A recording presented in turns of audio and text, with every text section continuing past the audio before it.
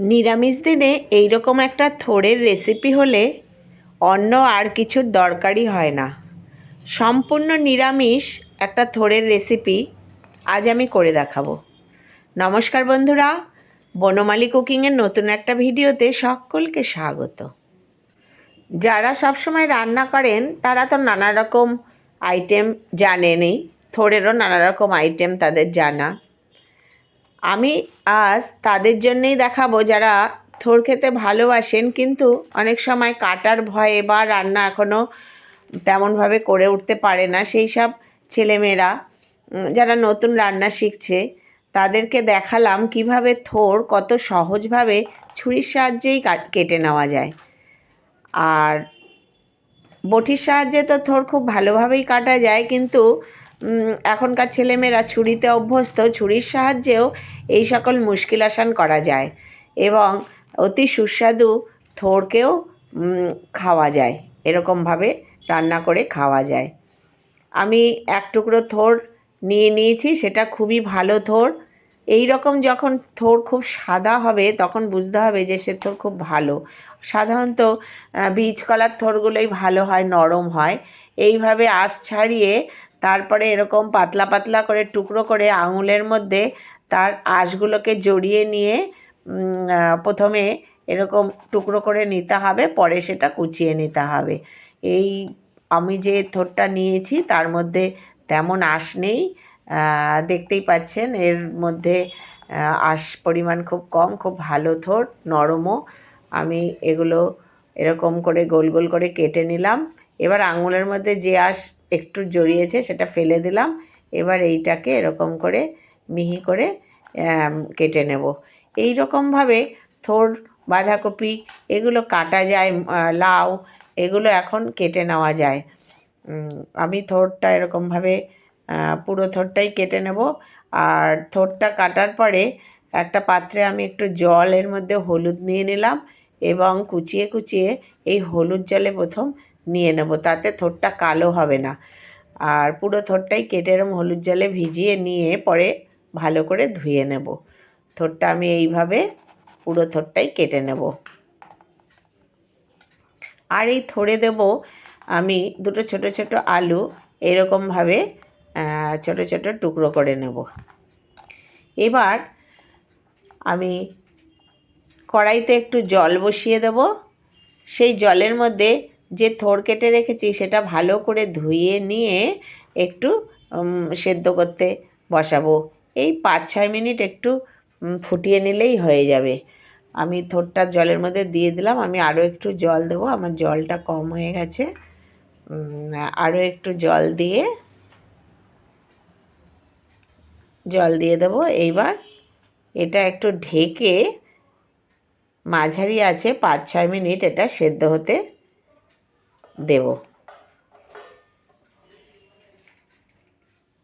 এরপর আমি ঢাকনা খুলে নেব।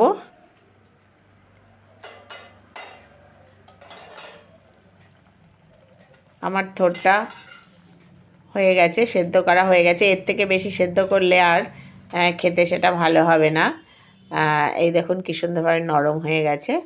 আমি এটা থোড়টাকে নামিয়ে নেব এবং একটা ফুটো থালার উপর দিয়ে জলটা ছেঁকে নেব। এই জলটা আমি ফেলে দেবো না, রান্নার সময় যদি লাগে ব্যবহার করব, না হলে এই জল প্রচণ্ড উপকারী। এটা যাদের প্রেশার আছে তাদের ক্ষেত্রে খাওয়াও ভালো। আমি এটাকে একটু ঠান্ডা হতে দেব, থোড়টাকে একটু ঠান্ডা হতে দেব। অন্যদিকে আমি কড়াইতে তেল দিয়ে দেবো। সর্ষের তেল দিয়েই আমি রান্নাটা করব।